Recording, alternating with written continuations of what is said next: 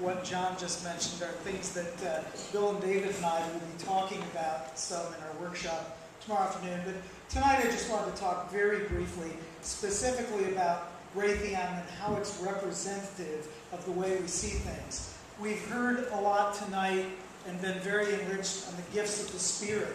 But I think that as we approach year 4 of a very, very deep recession, it's also important for the peace community to think about gifts of the secondary revenue stream, which, Joanne Sheehan certainly knows a lot about in catering and food. And at the Pikes Peak Justice and Peace Commission, we are constantly getting calls, is this the Justice of the Peace? Can you marry us? And so our executive director said, hey, that's it, another revenue stream. We'll marry people. And, what better way to express and promote love throughout? Now, all the members of Citizens for Peace and Space, Bill and I, have looked upon the new role, which came about kind of accidentally because of film directors like Dennis Delestrac with Pax Americana and others, who wanted to get a tour of the wonderful, glorious, and very diversified military-industrial complex in Colorado Springs. And so we said, wow, tour guides, this is beautiful. And a few years ago, there was even a CPAS world tour type of concept for the crime complex, where we went around and showed people the different aspects of both large bases like Peterson, Schriever, Buckley, Cheyenne Mountain, and also the myriad of local defense contractors, military contractors, I don't want to use the word defense, pardon me, who have just sprouted up like mushrooms, not just in Colorado Springs, but all along the Front Range. The top 3 biggies that people are concerned about are the names that everyone knows: Boeing, Lockheed Martin, Northrop Grumman. And I tend to think that's because any military contractor in the tens of billions of dollars who tends to focus on things larger than a car that either blow up or get launched into space attracts people's attention. And in the superficial 21st century, it's very hard to hold people's attention unless you can develop something big that blows up or goes really high in the air. But we want to encourage people on these tours to realize that there is a vast military contractor community beyond that. There are both the startups, and in military aerospace terms, that can be a company that's 10 or 20 years old. They're still a youngster, so you get people like Digital Globe and SpaceX and SI Corp, people that no one knows at all. You also get companies in tens of billions of dollars in revenue streams that focus on what is called systems integration. People like Booz Allen Hamilton and Science Applications International Corporation, or SAIC, that no one knows anything about, and yet their work is just as insidious and dangerous as Lockheed Martin. And then there's Raytheon. Number 5 among the military aerospace contractors, $25 billion in annual revenue, 74,000 employees. And how many people outside of those focused directly on Raytheon know what they do? There's a reason for that. They don't make a lot of big, huge things that blow up.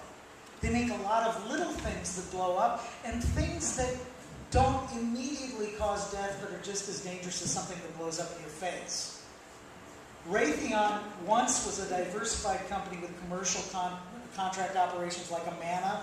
Now they're 99.5% military contractors and military contractors alone. 60% of that comes from intelligence and communications and related, operations. Those kind of operations are not stabilizing by any means in the international environment. Something like 70% of all communications, intelligence, and targeting satellites are used for preemptive warfighting purposes, not for stabilization purposes. That means that the 60% of Raytheon's business that is intelligence and communications related is meant for provocative warfighting. But then there's that other 40%. That other 40% that is represented by integrated defense here in North Andover and missile systems in Tucson and other locations.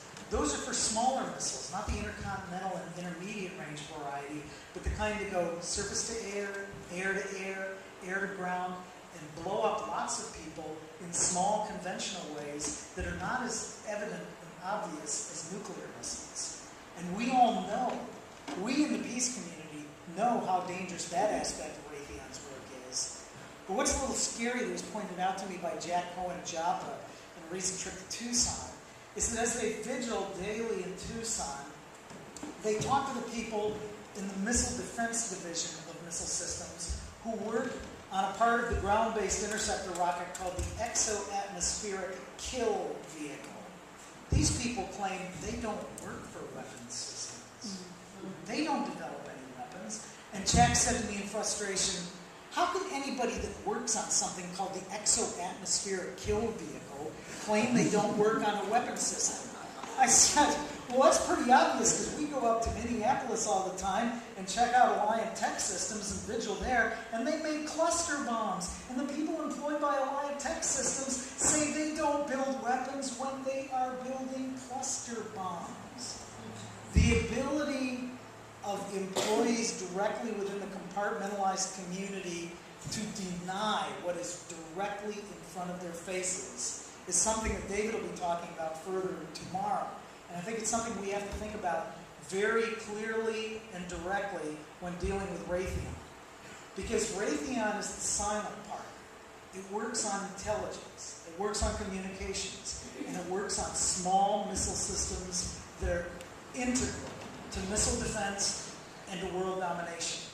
It's interesting that if we take out the one division of Raytheon that is there just for technical support, we have 5 divisions left.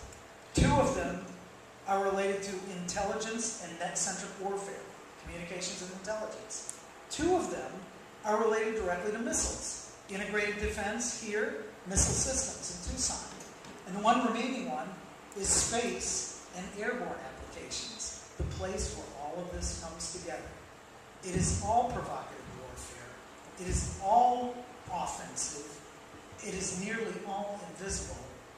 And all of it, in the context of what I've talked about tonight, is named Raytheon.